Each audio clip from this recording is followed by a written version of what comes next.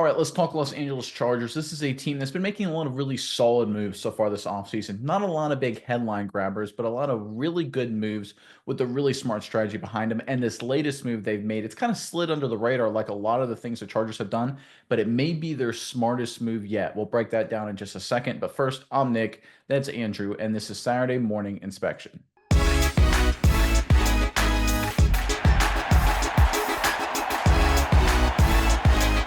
All right, this Los Angeles Chargers team has had a really solid offseason. Again, not a lot of headline making moves, but a lot of really good, smart deals. And this latest move, it's kind of slid under the radar, but it's been really good. There's actually been an update on it, providing some of the key data points here, and we'll break it down, really getting into the weeds. But first, let's get into the tweet highlighting the particulars. This is courtesy of Spot Track over on X. Great follow, by the way. Great account, great website across the board. All right, this is talking about Najee Harris's Chargers contract. Again, the contract details being released. It's a one-year deal with $5.25 million fully guaranteed, $4 million of incentives. Here's the key part. Harris is now the 21st highest average paid running back in football.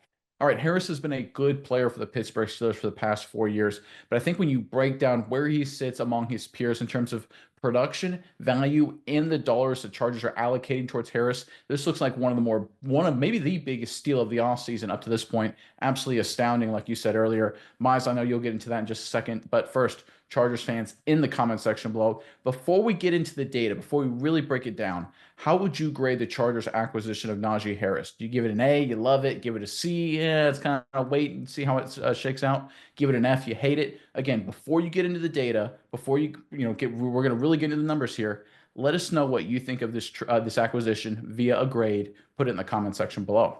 But Miles, over to you. What are your thoughts, and what's the data, I should say, behind this Chargers decision?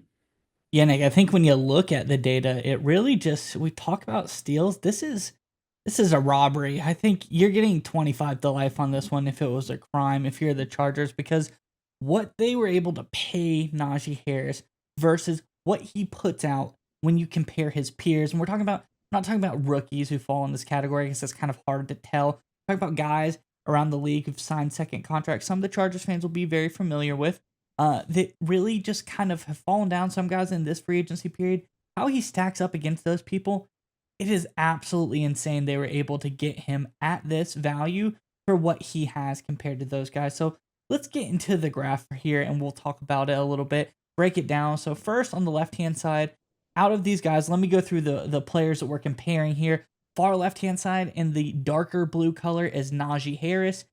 In the second spot after him, in the light sky blue color, is Jordan Mason.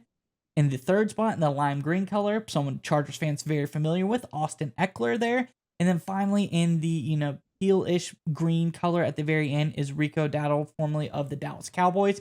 So these are the guys we're comparing.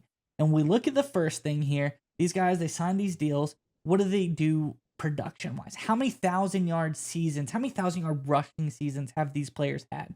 We've got Najee Harris with 4.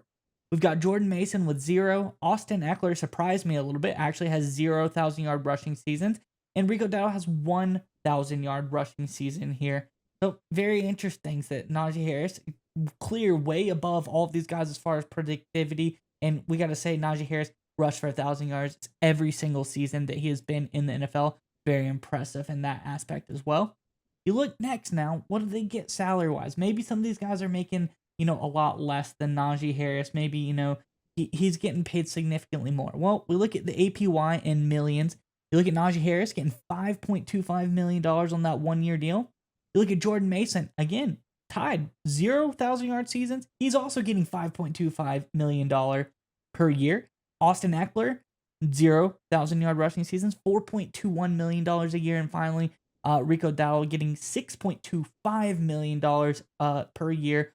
He only had 1,000-yard rushing season, but maybe overall, these guys just outperform Najee Harris across the board. Everything added up, their PFF grades got to be more than Najee Harris. As you can see in the graph here, this actually intends to kind of scale the graph, but so where the decimal point is, move it back one, that's their actual grade. So Najee Harris, 77 PFF grade, Jordan Mason, 72.7, Austin Eckler, 69.8, and Rico Dowdle is 73.9. So again, Najee Harris coming out on top. He's middle of the road when it comes to contracts. Everybody's very close.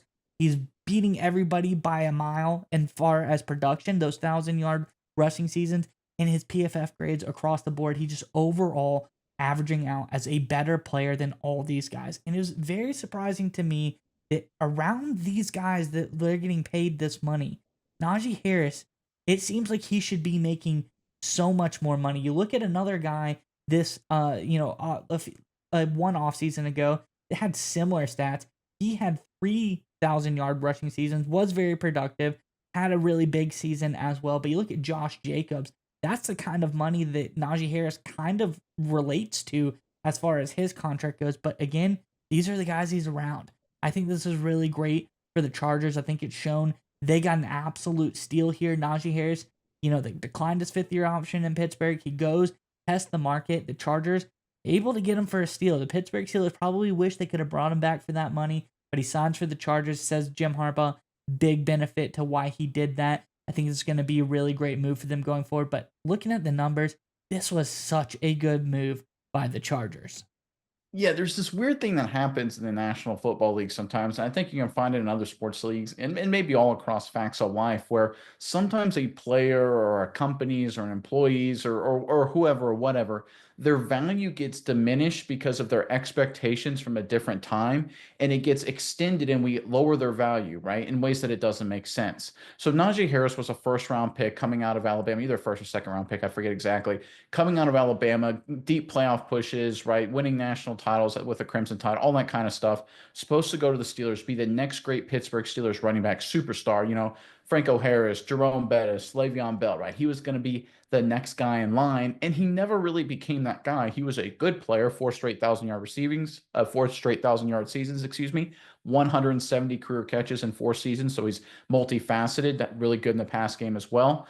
But he just never really became that superstar, that all pro, but was a really nice player. But because the expectations were so sky high and he came in a little bit below that, everyone just has this perception of Najee Harris that, oh, he's a disappointment. He's only perceived as a disappointment because everyone thought he was the next Le'Veon Bell. He is much better than everyone on that list. He's better than Rico Dowdle. He's better than Austin Eckler, certainly at this point in Eckler's career. No matter how you look at it, he is a better player than I would sit there and say probably all but about 4 or 5 running backs in the National Football League when you factor in what he does running the football, what he does receiving. He's just a complete player. He seems to be a good team guy, right? Of all the issues with Pittsburgh, there were some concerns with Pickens and all that. Najee Harris kind of stayed away from the fray. He never really threw anyone under the bus. I think he good head on his shoulders, maybe gets that from Nick Saban coming from Alabama. So from that regard too, he'll fit very well with Harbaugh's culture. This was just a really good opportunity by the Chargers, picking up a player who is a really good football player, but everyone just has this feeling of, oh, he's a disappointment because he was supposed to be a first-team All-Pro, and all he is good. He's still a good player. He should be paid a lot more than the $5.25 million that he's fully guaranteed. In fact, the guys over at overthecap.com, they value Najee Harris well north of $7 million. So in overthecaps.com, it's got a great valuation metric, but it tends to undervalue running backs significantly just by the model they use. So even with an undervalued model, we're talking about like a 25-30% discount the Chargers are getting on Harris, plus the incentives as Harris lives up to these expectations, which I think he will. This is what good teams do. This is honestly what championship teams do. With the Patriots for so many years, the Eagles, of course, the Kansas City Chiefs. The Chargers have always had this issue where they've kind of overpaid for some top flight talent, and they've gotten some good players, but they don't have those steals, those guys that come in, those free agents, those veterans, and they push the team over the top, and they only cost you like $3 million. Like Zach Bowden for Philly last season is a phenomenal example of that. Patriots seem to have a million of them. Right? They had, I think, Darrelle Revis 1 year for like $8 million. Deals like that. The Chargers have very rarely pulled off moves like that, and this is an example of them executing on it. And I think that's a great sign for the Chargers going forward. We know Harbaugh is a great coach. We saw it last season. We know Herbert's a great quarterback. We know this team is coming together. They got a lot of great young pieces. We're looking at Alt. We're looking at McConkey on offense. Some things to fix on defense, but certainly the trend is in the right direction. The big question mark for me was, were the Chargers going to be able to make these sort of under the radar kind of moves to complete their roster without destroying their salary cap situation, which they spent the better part of the last year or so fixing? And this is an example that they know what they're doing and they can execute at a high level. I love this move by the Los Angeles Chargers. Yeah, Nick, and like just a couple other things to break down because there's some misconceptions about Harris. I think people talk about, well, he's a big bruising back, which he certainly is at 6'1", 240. This is a big dude. He is a hard runner, physical runner. He can get the tough yards, but like, he's not really, Jalen Warren, the home run hitter. That's what he was. He's like the Tony Pollard to the Ezekiel Elliott situation in Dallas. Najee Harris, the big bruiser. Jalen Warren, that's the guy that's the home run hitter. He gets all the big runs. He gets all the explosive plays. And that's not really that true either. Because you look at what they did in Pittsburgh last year, Jalen Warren, on half as many snaps, so we can average it up, he's got about 14 10-plus yard rushes. Najee Harris had 30 10-plus yard rushes. So if you double it for Warren, who had about half as many snaps as Najee Harris did last year, that's only 28. He's 2 less than Najee Harris. Najee Harris, 30 10-plus yard runs. Najee Harris doing a lot of great things. The longest run for Jalen Warren last season, 22 yards. Najee Harris, 36-yard long run for him as well. So this is a guy who, he can do everything. Like you said, he's multifaceted. He's a big guy. He can get the tough yards. He's explosive enough to break off big plays, 10-plus yard runs. He can get the long runs. He can receive the ball. And one final fact I really liked about Najee Harris is every single season, his run blocking grade has gone up. His pass protection grades have gone up. He's being a better blocker for this team as well. We're seeing improvement, 10, 15-point jumps every year. I think he's doing really, really good in that aspect as well. So I think overall, Najee Harris is a big value add. I expect him to look way better because the Chargers, they're used to guys like, the last couple years, Eckler, constantly getting banged up, constantly getting hurt. You look at Dobbins, guy that they brought in. Can he battle the injuries? No, obviously the injuries are still an issue. Couldn't get over. Same thing with Gus Edwards, guy. Injuries were a concern. That's why Baltimore lets him roll. They bring him in. They're both good players, but injuries. Najee Harris, he's an Iron Man. He has never missed a game. He's really just a fantastic player overall. I really think the Chargers, this could be one of the big moves of the offseason. We'll be looking back, reminiscing, probably not quite like a Saquon or a Derrick Henry. This could be the next big running back move that we've seen. And one final point to end on, I think it's really important. As good as the Chargers were and as running focused as they were last season, they finished 29th in running grade according to PFF, right? Fourth or fifth from last, I think 32, 31, 30, 29, 28. So there you go.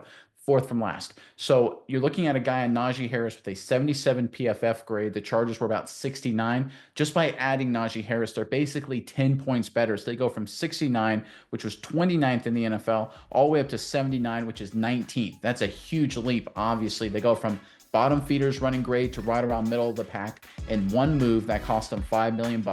This is what championships do. This is what winning teams do. Great to see the Chargers making great moves like this.